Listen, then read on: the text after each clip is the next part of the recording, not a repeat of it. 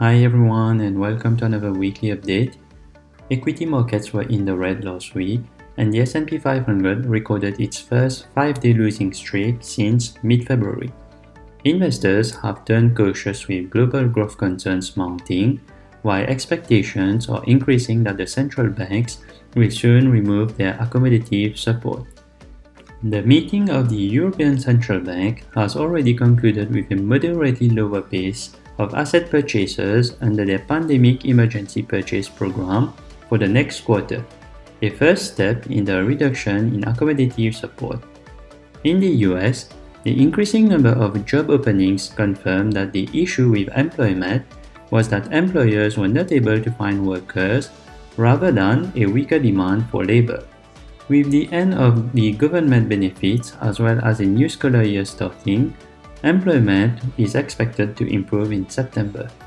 Additionally, the producer prices for the month of August showed an 8.3% jump over the past year, the highest in more than a decade, on the back of ongoing shortages and supply chain disruptions.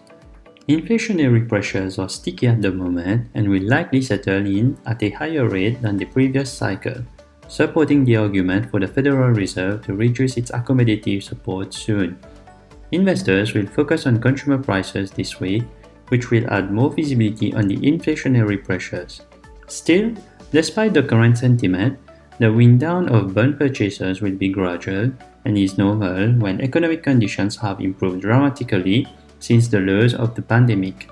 The tapering represents a reduction in accommodation, but ultimately it would not undermine expansion.